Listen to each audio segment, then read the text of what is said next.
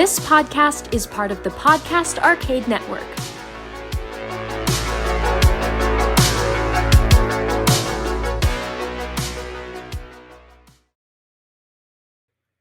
Welcome to episode 54 of Paranormal Dads. I'm your co-host, Pat. I'm Andy. And I'm Eddie. Join us as we go in search of the world's monsters, myths, and mysteries, right here on another episode of Paranormal Dads.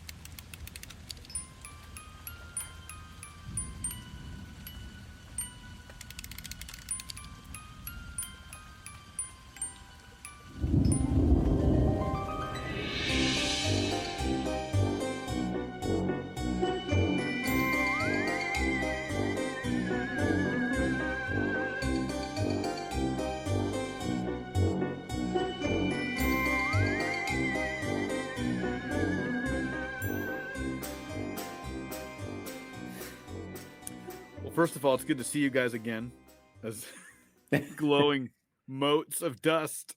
Technically, we cannot see each other for the listeners tuning in. We killed our video, so we are only auditory components. So we're trying to look at each other on our computers, and we are just glowing orbs, glowing circles. orbs with silhouettes inside them, and it's a lot of fun. They dance when we talk. Yeah, they kind of jiggle and wiggle when they talk, much like we. The Paranormal Dads, when we run, we jiggle. We jiggle a little too much. This episode is brought to you by Paranormal Dads Beer Gut. My Jello Pizza. pudding. What's the worst that could happen? Pizza. Yeah, thank you everybody for joining us again for a new episode. Like we said, we are going to keep cranking these out even as the pandemic starts to wind down a little bit. I think I'm the late man to the vaccination bus. You guys are all fully vaccinated, aren't you? Not quite yet. I got one more that's coming up this weekend. I'm pretty stoked about it. Get it over with. And they say the second one is the worst one. So hopefully I'll just skate through that and move ahead.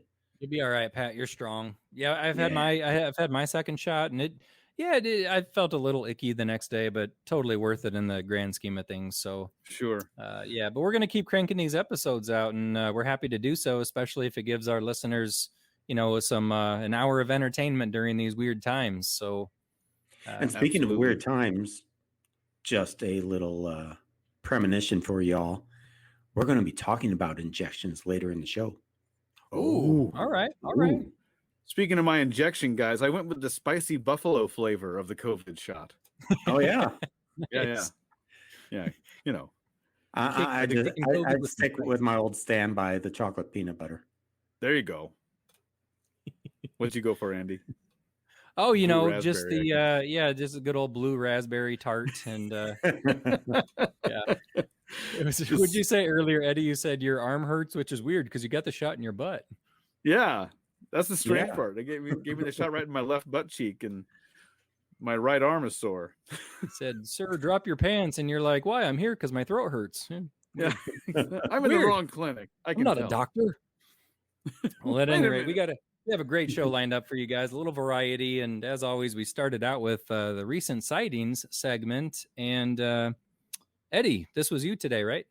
It is me. So here we go. Put on your paranormal caps and thinking caps. We're gonna do some recent sightings.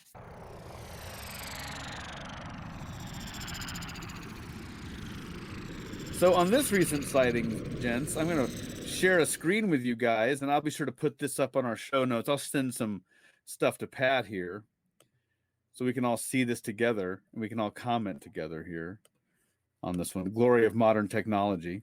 Pat, our technical guru, will take care of all of our problems.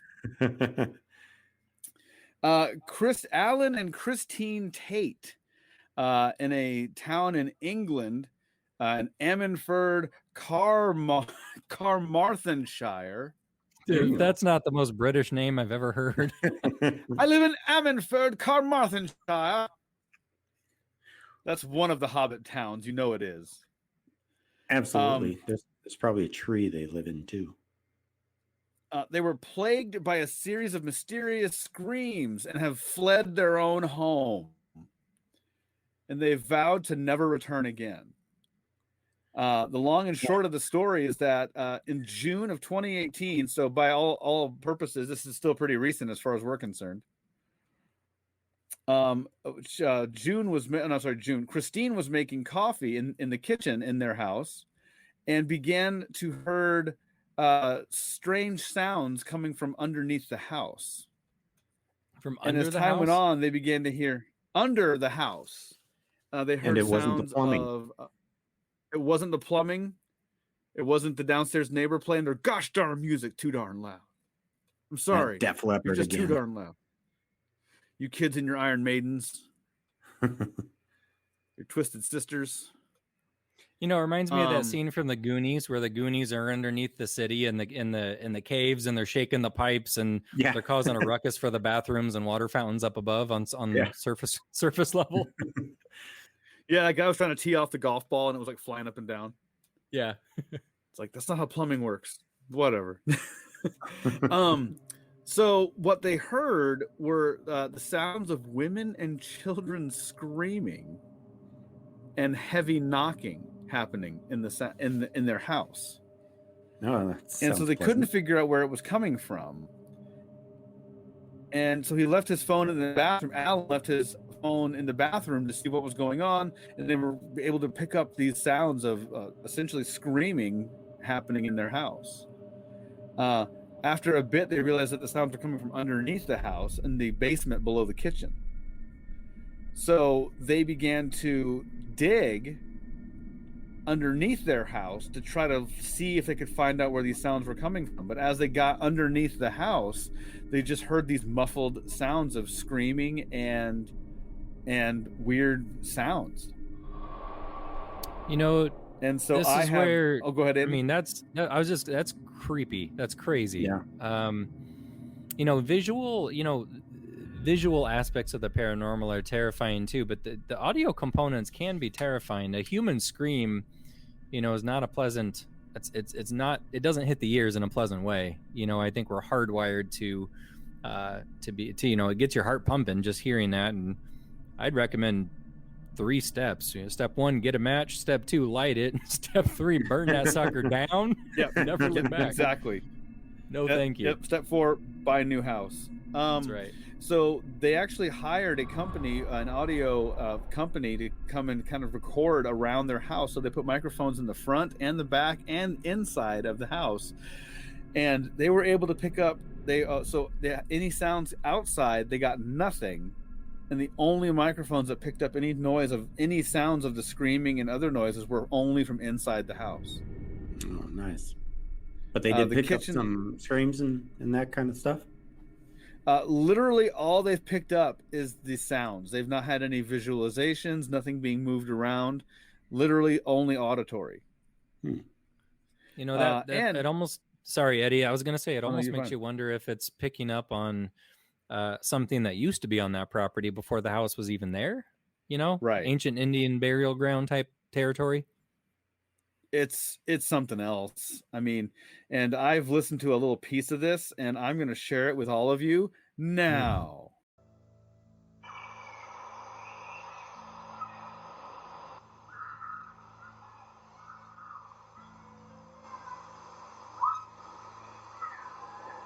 Now, all these sounds are coming from inside the house.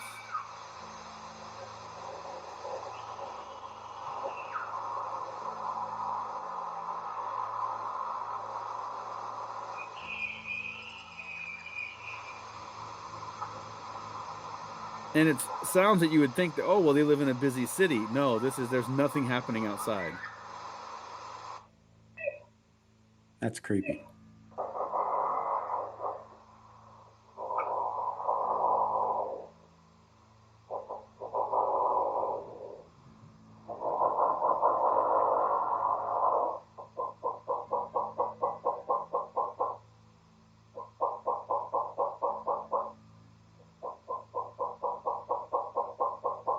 That is a portion of what they have experienced in that home. And that just got me thinking, I mean, have you guys had any experiences of auditory stuff that you didn't have any visual identification of paranormal in your home or anywhere else? Well, I've had a couple experiences, nothing of that caliber, thank goodness. I used to live in a home that was fairly haunted, though. It was in Benson, which is just a very old area of Omaha. It's a very old district, and a lot of the houses are, close to 100 years old. And I'd constantly have things happen there. In fact, there was a couple occasions where I heard my voice, or excuse me, my name said out loud by some unseen voice, just kind of like an urgent whisper in my ear, Andy. And, when it happens, it's enough to make you jump through the roof. In hindsight, looking back, it didn't feel malicious or terrifying or anything like that, but it is enough to catch you off guard, if nothing else. Well, if you go back to and listen to our episode about the haunted Grand Theater, where we investigated in Grand Island, we had a very distinct answer to one of Eddie's questions, and the voice we heard said yes, and it was very, very clear to us when it took place. So that was pretty creepy in itself. Yeah, you beat me to it, Pat. That was I stole yours. You were the one who actually experienced it. I just heard the tape and I saw the video. To this day, and that was what, 2 years ago now? Yeah, something like that. I still can still hear that voice like as clear as anything. Like it's crazy. I've never had something to that audible and have someone else hear it at the same time. Andy, I've had that phenomenon too, where you're typically alone, right? When you hear your name. Oh yeah. Yeah. You're alone. Doing some sort of mundane activity. For me, I was taking a nap on the couch when it happened. And another time I was actually vacuuming, which was obviously really noisy. And the voice that I heard was louder than the vacuum cleaner. So, and I was the only one home, and on both accounts. So, it's interesting though, to hear, screams. That's next level. I mean, and the fact that they're consistent. Yeah. Alan and Christine have gone on to say that they are never going back in that house again. So that's basically like they've just said, we're done. They've abandoned the house completely. The house and everything. Send the movers in there. Go get my stuff. But I'm not sure you'd want to pull anything out of there, God, it could be wear headphones the whole time. In case whatever's in the house attaches to it. Oh Lordy. Yeah. It's loud. Seems like a portal to a place that you don't want to be, basically, right? Calling long distance from the gates of hell. Yeah. Yeah, exactly. You have a collect call from hell. I won't take it. I don't want it. Gosh. I don't want the call. Have you guys ever done that? You ever had a collect call that you didn't say yes to? I can't say that I have. It's been a while since I've had a collect call, but I remember back in the day, that used to be a semi-common occurrence, but nowadays with cell phones, you don't. It's rare. You don't worry about it so much. I've heard a couple accounts over the years from clients who lost a relative and then got a call from the disconnected number of that relative, and in a couple cases, they were brave enough to answer, and in a smaller percentage of those incidents where they did answer, a couple people have reported that they were able to hear the voice of their loved one. And one lady I remember in particular, she said the voice was of her, I think it was of her mom or her grandma, and it was like way off in the distance, but it was definitely her voice. And she was just like, I'm fine. Yeah, and so that's, I'd take that call over screams from the basement any day. Yeah, I'll take that. Yeah, I've read a similar thing with people who passed away who, the phone number gets retired. Like even the family will have their old phone still, and then they'll get a text from that number that will be like, I love you, I'm okay, or something like that. Like there's an actual case. I should look into this as a main mystery sometime, like phantom texts. But yeah, I've came across an article or two that have had that similar phenomena. That would actually be a really fascinating segment, because it's rare, but it does happen. But a call's one thing. I mean, what if it was a just a text and they were using emojis. What if you got a poop emoji text from, dear old grandpa who passed away? Poop emoji with a thumbs up and a heart and a star and a wink and a nod. That'd be amazing. Yeah. Just no flames. I don't want to see any flame emojis at all. That's right. Well, none of those. Good luck. Spooky ghost voices. Thank you, Eddie. Spooky ghost voice screaming. What's up next, Andy? Well, up next we have pop culture and the paranormal, and hope you guys are ready because I want to talk TV shows. Oh, me and Pat love that TV. Television. That there television. That there television box. It's time for pop, culture, and the paranormal.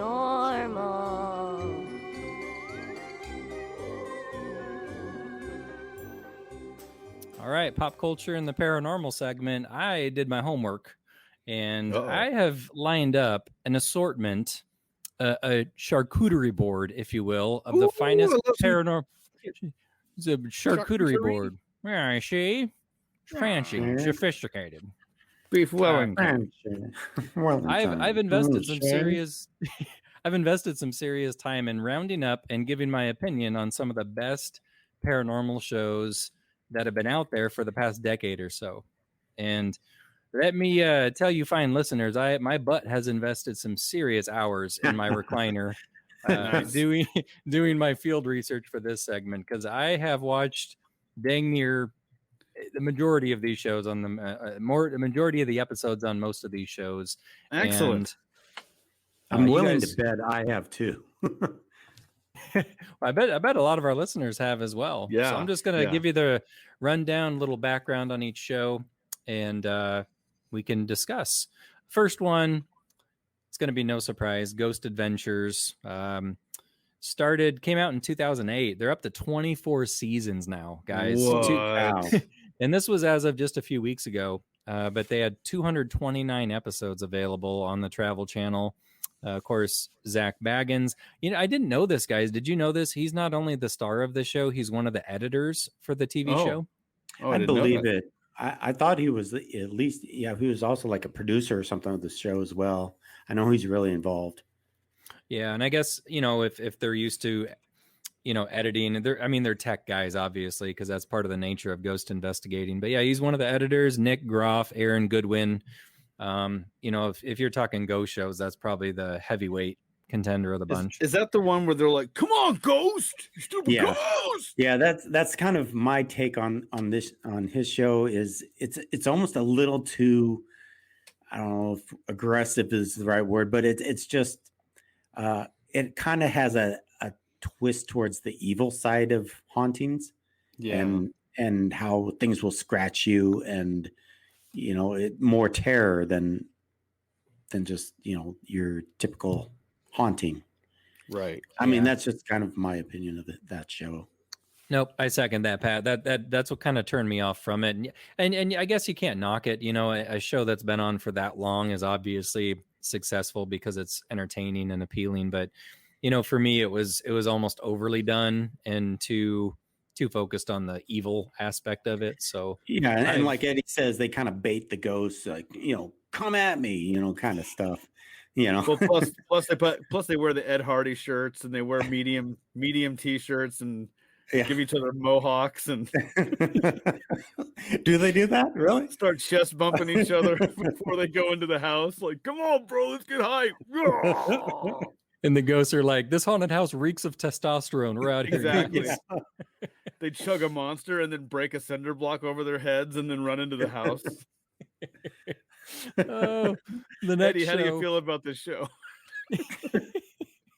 This next show is more our speed, I think, guys. Destination Truth. Yes, Josh Gates. Josh Gates. Eddie, you turned me on to the show a few years back, but it came out, debuted in 2007.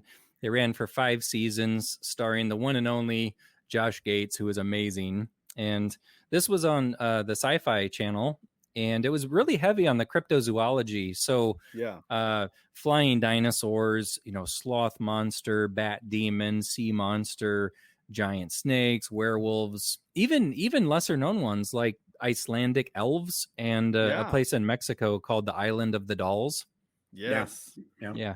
The interesting thing that struck me just from a production standpoint when I'm watching this show, and you know, we're not producers, you know, we're producers of this show, but you know, we're talking, you know, national television shows. But what struck me as interesting is on one episode, like one 1 hour long episode, they would travel to 2 different locations around the world. Yeah. And I'm thinking, like, on a budget, wouldn't that be killer on a budget? Like, okay, for this episode, we're going to fly the entire crew to Cambodia for a week. And then, you know, we're going to go to Paris for the second part of this show. Yeah. It would be an expensive show to make, wouldn't it? Yeah, I would think so. And that guy puts on some serious miles. Yeah. He does, because he's based out of LA, I believe, and he just travels all over the world. There was a very good his investigation. I'm not sure which one of his shows it was on, because he's got a handful of different shows. Yeah, he's got a couple. Where they were investigating the Yeti, and they went on to Mount Everest, and that was a pretty cool show.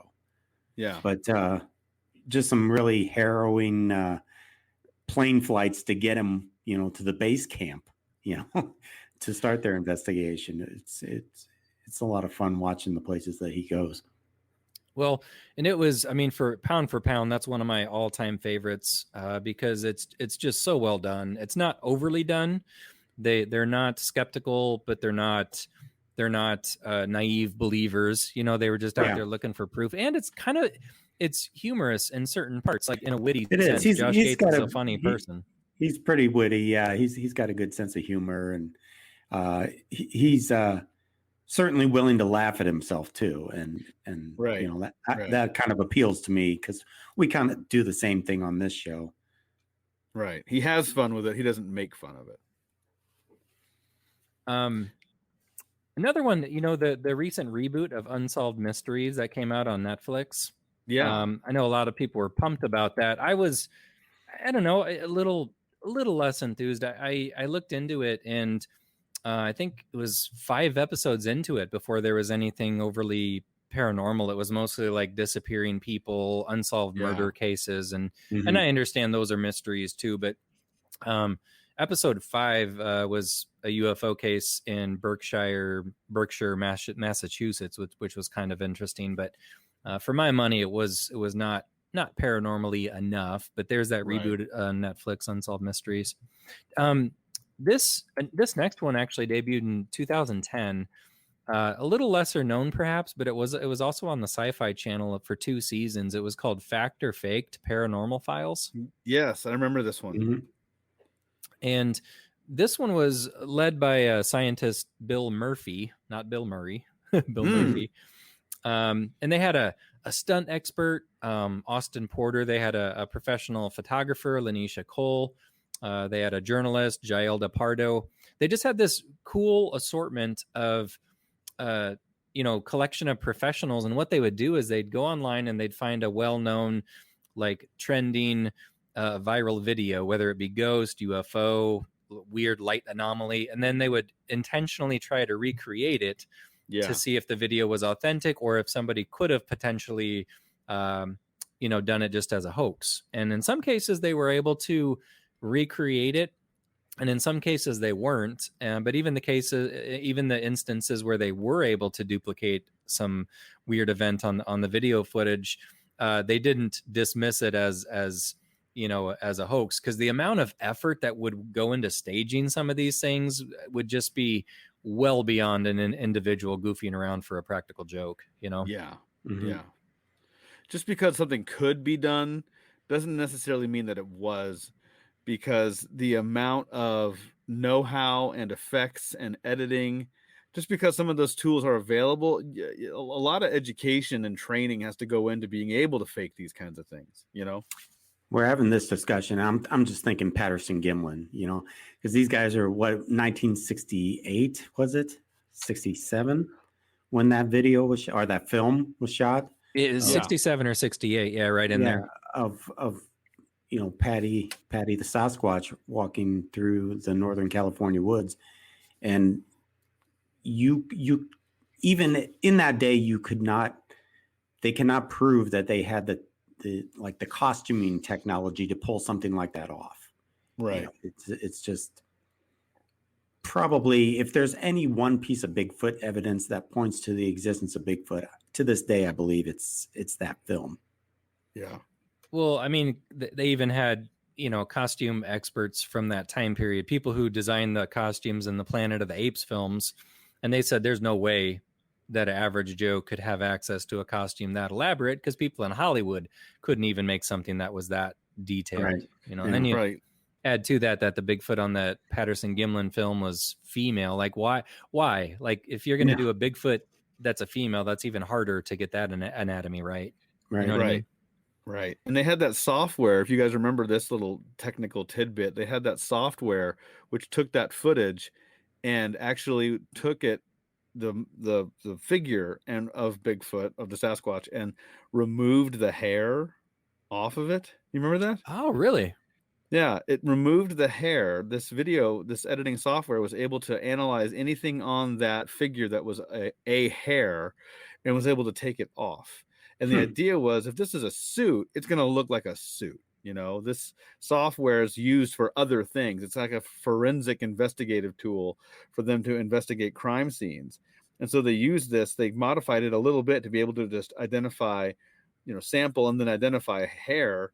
And it can just strip all that off, and then it just shows the musculature underneath the hair. And so when they did that, it was showing like a very complex musculature on that figure. It wasn't just a rubber suit with it was like legitimately defined muscle areas that were hung on a frame, a skeleton, in a way that natural muscles would be. And so it just got that.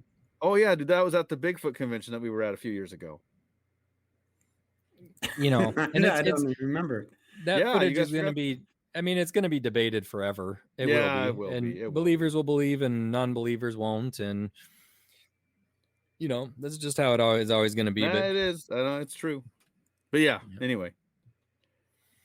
There's so many shows out there, guys. I have a list of like 20 of them. We're not gonna get through all of them. I'm gonna pick a couple. We should do one more, Andy, and then we'll do 3. Yeah, do one more, and then we'll come back to this list. Absolutely. One of my favorites is I'm gonna give you 2 quick ones. If you're a UFO nut, which I know a lot of us are.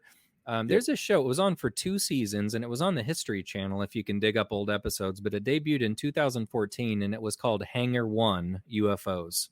Okay. And it was some of the lesser known but mind-blowing UFO accounts, not just a weird light in the sky, but stories of people getting taken on board crafts, in intimate, up-close encounters with everything from reptilians to Nordic aliens to the famous Greys and everything in between. Hangar 1, it's one of the more well done UFO series that I've ever seen.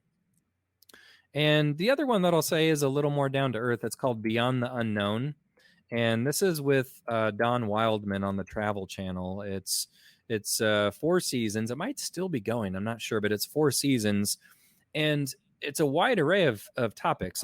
Everything from there's an episode of a freak 1,700-foot wave, I believe it was in Alaska, and what caused it.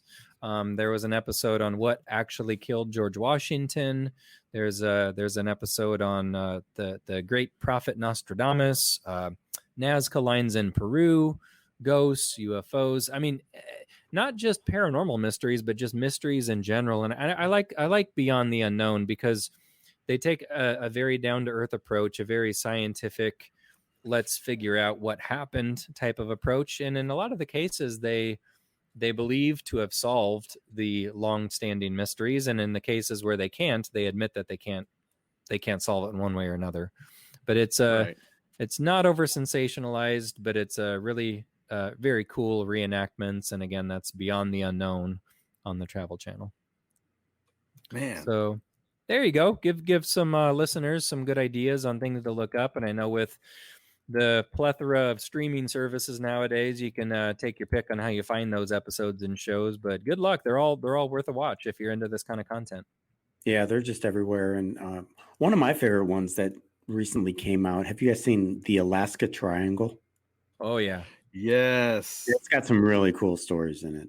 It really does. Basically, it's kind of like a Bermuda Triangle sort of thing, but it's this area around Alaska where strange things have happened, UFOs, even like, Sasquatch monsters and ghosts and just all kinds of different stories that go on up there.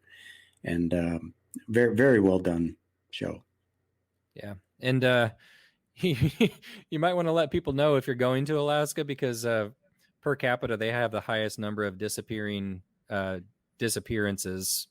in the world, don't they, Pat? Yeah, well, especially I know they did one episode about the number of aircraft that have disappeared up there and just are never found. The wilderness up there is just so unforgiving. They'll search and search for lost planes, and whether they vanish into thin air or if they crash, no one knows, because nothing is ever found. So yeah, that's on the Travel Channel, so check that one out. It's a fascinating show. I've seen a couple of episodes, and it's just, it kind of hooks you right in. But general rule of thumb, if you're looking for paranormal things to watch, just turn on the Travel Channel. There you go. They'll have you covered. Yeah, you'll find it. It'll be there. All right. Well, there you have it, boys. Up next, we have Main Mystery with Pat. So can't wait to see what you rounded up for us, Pat. Oh, yeah. It'll be fun. Oh, boy.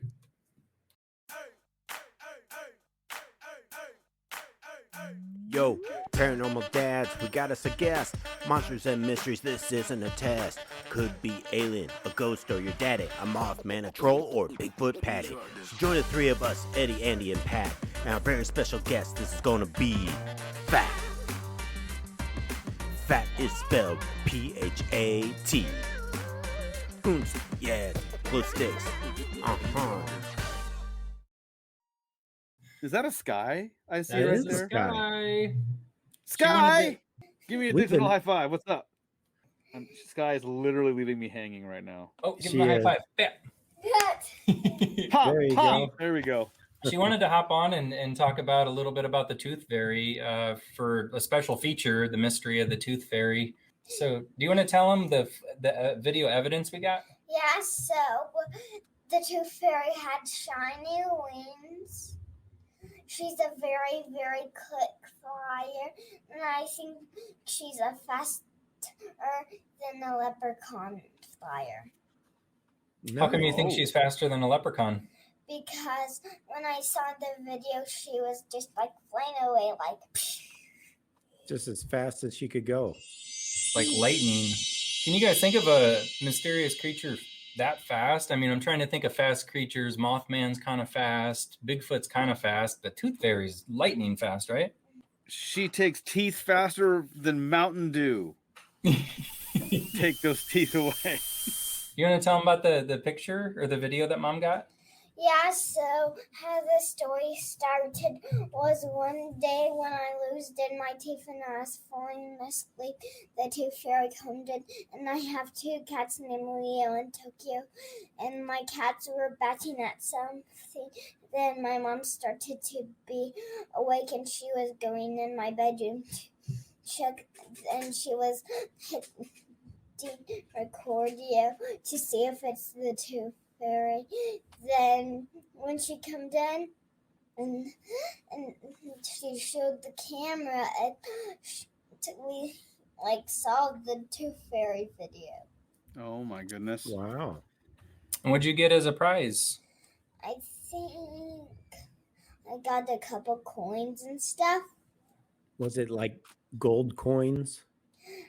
Was it $1 million? So I had some coins, and there was a Tooth Fairy logo on it. Oh, wow. Oh wow. Yep. That That's sounds pretty cool. True story. Yeah. And before we let Sky go, do you want to tell him what the leprechaun left you on St. Patrick's Day? Yeah, That was so crazy. The leprechaun left me a lump of gold. Oh, Really? in this economy, crushing it. Yeah, it was like it was a chunk with gold flecks on it, wasn't Yeah, Oh my goodness. Did That's you put out a amazing. leprechaun trap? yeah. I made a Yeah? leprechaun trap. Anything That'll else do you want to it. say about mysteries? No, but I can show you the leprechaun rock very fast. If I Yeah, can let's see that rock. Here. You want to go get it? We'll put a rock. Okay. We'll put a Yeah. picture up on the episode notes. You know what Alright, the well- tooth fairy left me, guys, when I was a kid? A swift kick in the Chores. I got chores. That's all I got. times have teeth. changed. It was a They pile of other teeth. Now they get a savings bond. I Put it got right the in. lump of gold. Let's see that got lump the of gold? gold. Oh, That's That's some a leprechaun big old- gold. That's you a better big hold on piece to of that, gold. kid. Didn't we find dust all over the yard? Gold dust? Yeah. Yeah. Put in some gold dust here. Golden skies. Anything else you want to say about mysteries or mysterious creatures? Not really. Okay. More. Okay. Do you want to? Well, We're gonna put. You want to tell them what we're gonna put in the show notes? Yeah, so we're going to put the tooth fairy picture in it. Oh, nice. Nice. I'll send it to you. Perfect. Sounds Well, thanks good, for Sky. being on, Hey, Sky. Hey, Sky, it was good to see you. Okay. Good seeing you. Take care, okay? You be good, Okay. kiddo. All right. All Bye-bye. right. Bye. And now it's time for the main mystery. So this evening, or this morning, or this afternoon, whenever you're listening to this show, we are going to take a little trip down to the southern United States. Yes, folks, we're going down to Mississippi, Yeehaw! the wetlands, the Gulf, right down by the big Gulf, the Gulf de Mexico. My home. And Not the and Gulf. we're I going- don't live in the Gulf. we're going to talk about a place called Pascagoula. The Pascagoula River it kind of leads out into the Gulf. This is about a story about two men who went out one night after a long, hard day's work. They worked in shipyards, co-workers, and they decided, we've been working hard all day. Let's just go out to the river and kick back and do a little fishing. So they went out and did some catfishing. They got their livers or their worms or night crawlers or whatever it is they're using their jerk baits, spinner baits, whatever that is that they Soft catch their- tacos. soft tacos. So this is a story. Charles Hickson, a 42-year-old man, and 19-year-old Calvin Parker. These two fellows worked together and went fishing off a pier in the west bank of the Pascagoula River. And at one point, they noticed some flashing blue lights coming up behind them. And poor Calvin, at the young age of 19, he was very concerned that they were actually fishing in a posted area that it said no trespassing. It was an old shipyard, and so they were kind of like out on these docks by the old shipyard fishing, and they weren't supposed to be there. They see the blue flashing lights, and they're thinking, "Oh, here comes the man going to come and chase us off." You won't take But me then- alive, police. And they just run away. But then they heard a whirring sound, just kind of a strange sound, and then all of a sudden they see this huge craft approaching them with these blue lights, and it was hovering, not far away from them. It was oval shaped, about 30 to 40 feet across and 8 to 10 feet high. And what happened is a beam of just a very bright beam of light came out of the ship, and the two men were basically paralyzed. They couldn't move. And when three bulky, they describe them as bulky creatures about the size of football players, between like 5 foot to 6 feet tall. They have leathery skin, and they moved a lot like robots.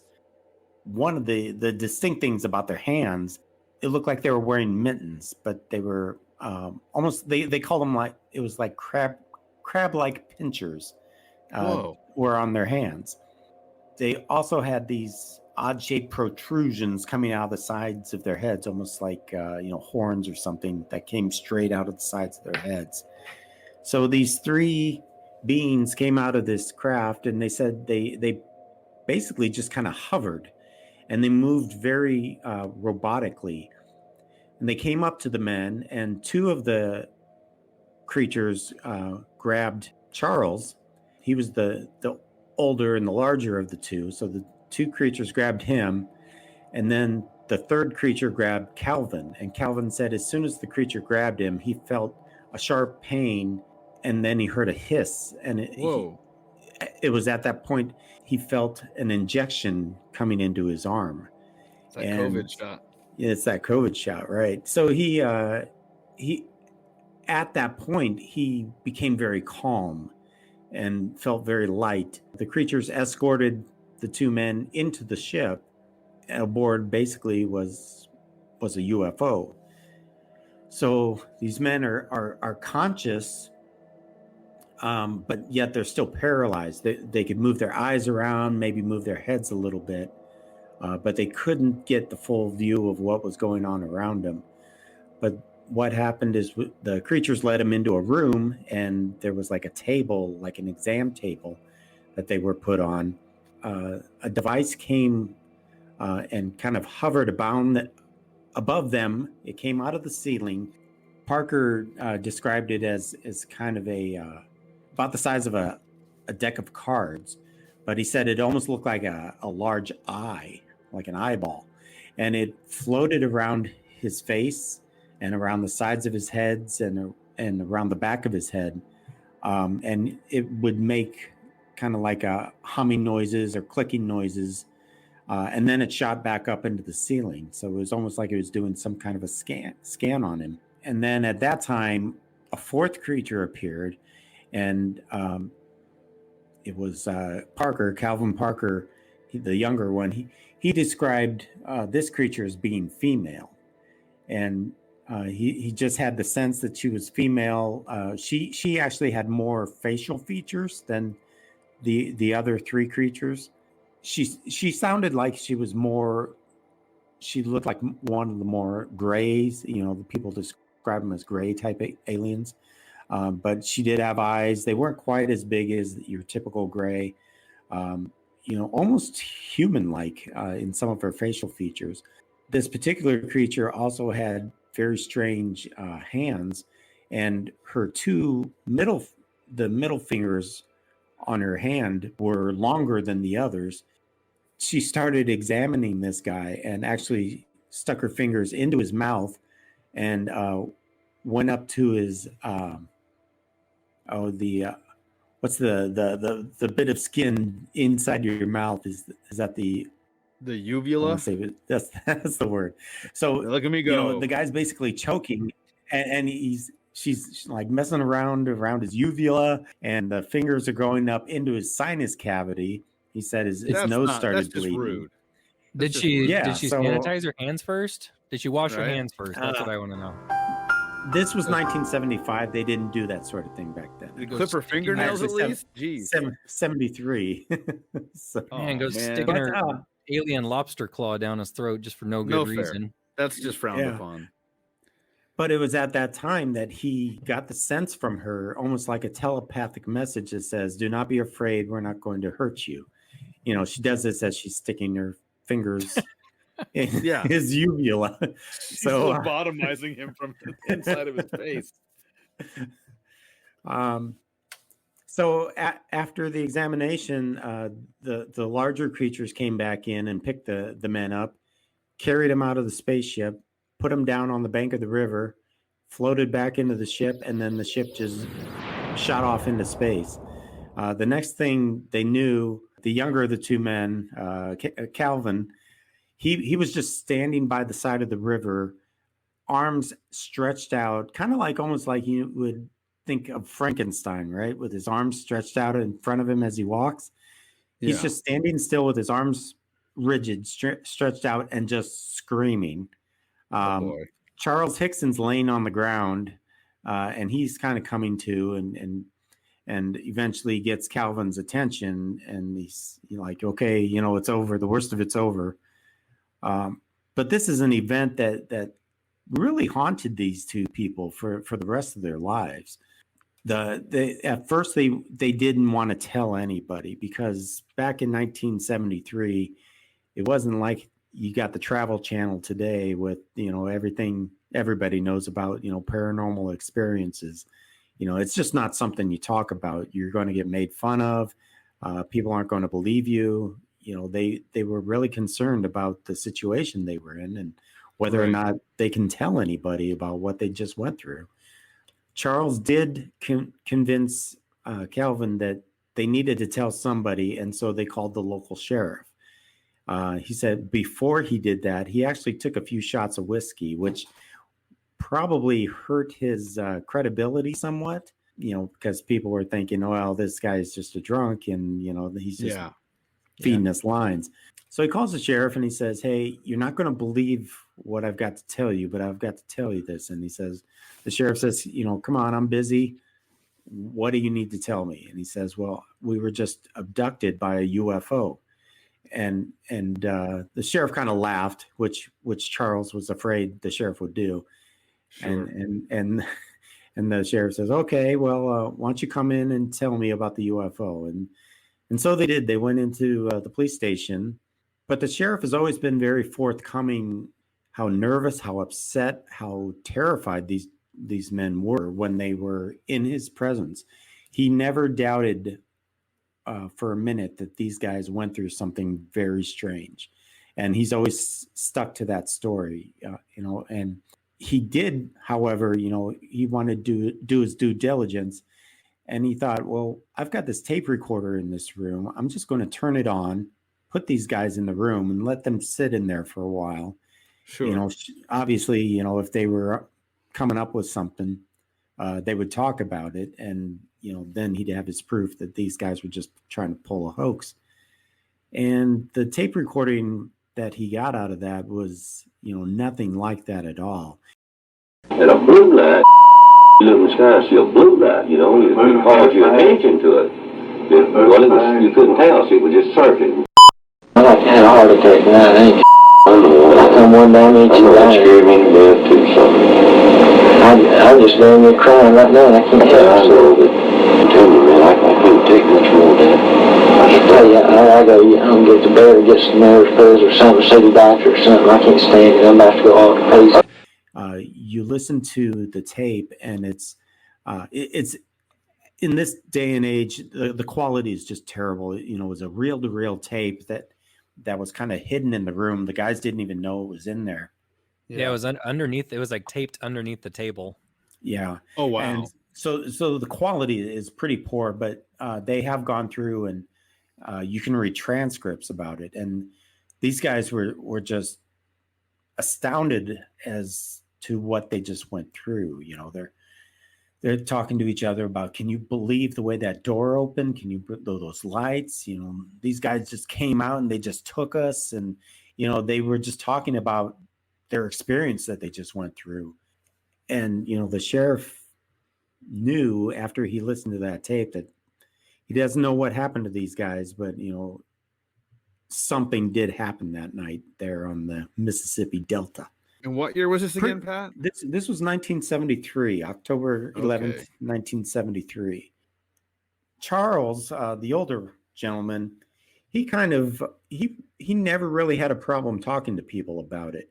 It wasn't a day later that this story had broken the news, and it was everywhere. It was on the local news, and then the national news, and even the world news picked up the story and ran with it. So they were in the newspapers, they were on television.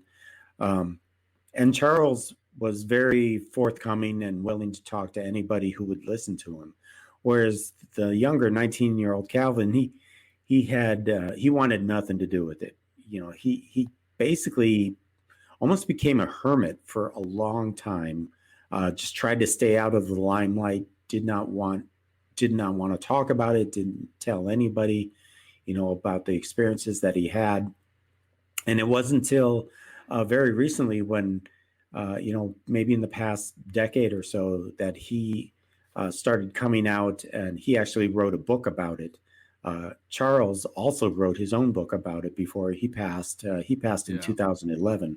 But Calvin has now kind of come out and is willing to talk about it. And I've watched some videos of interviews he's done, and he's very matter of fact. He still stays true to this story. You know, it's always been pretty consistent throughout. They did find some discrepancies. You know, people claim that Hickson's story would kind of vary over time, and they say that also could be because so much time has passed since it happened. But he was also you know, he wasn't afraid to tell it. He was on the Tonight Show with Johnny Carson. He was on Dick Cavett, you know, back in like 1974. But this was probably one of the best known alien abduction cases that are out there. I first learned about this story. I think we've talked about this on the show before, but back when we would go fishing up in Minnesota, my folks would buy us comic books to read in the car. And one of the comic books that we got was actually a comic book about UFOs. And on the cover, it happened to be this particular story was on the cover that month.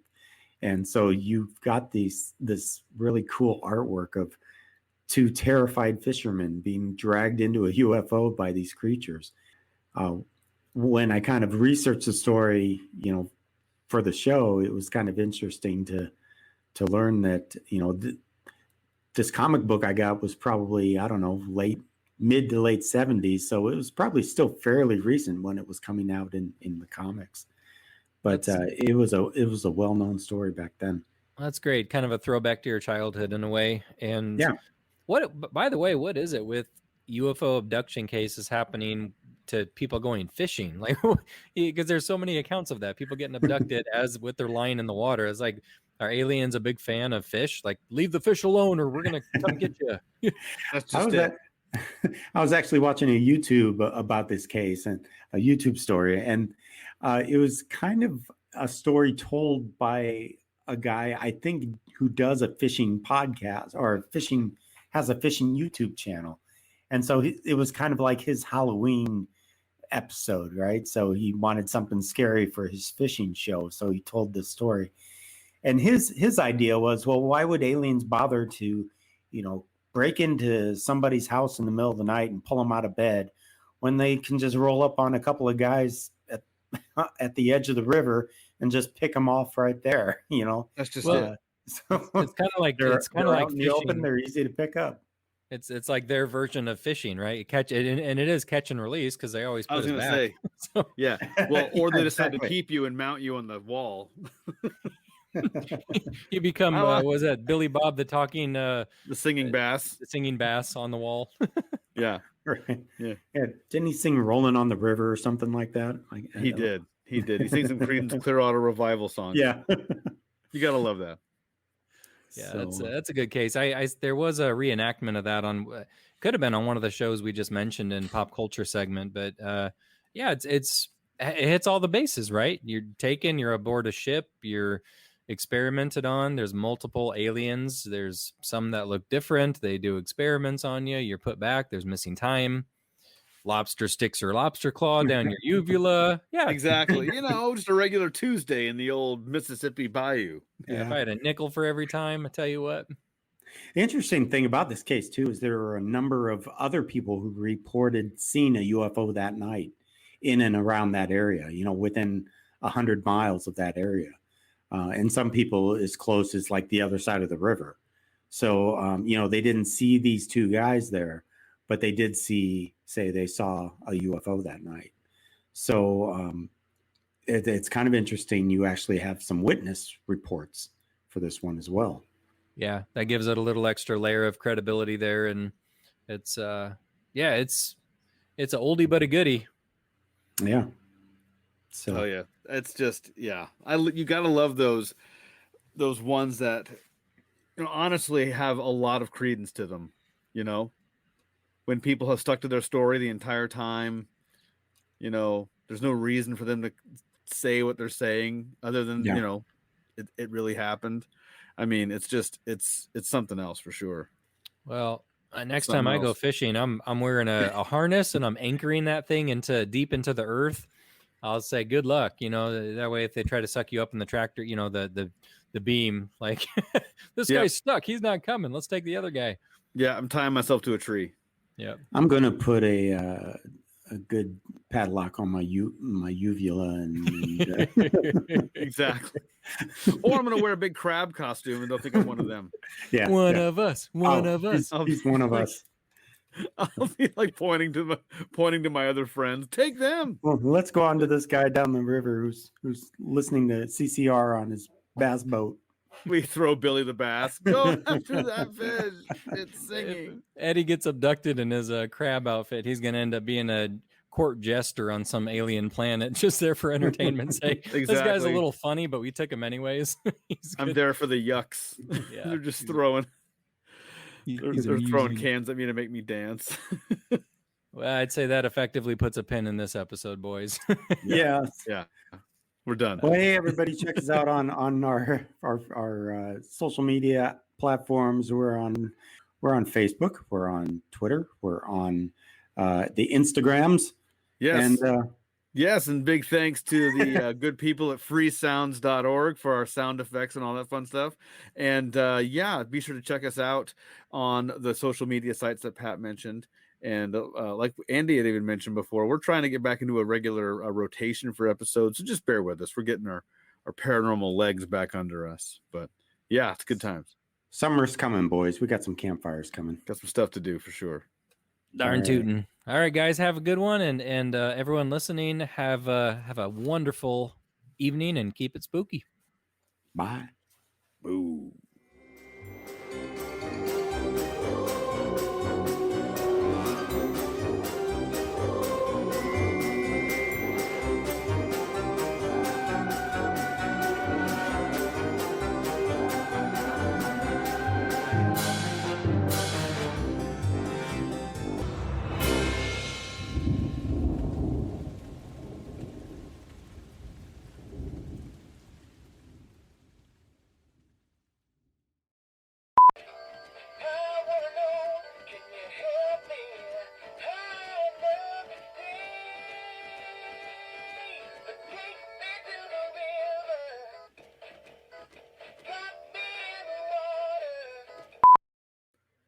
Welcome to episode 54 of Paranormal Dads.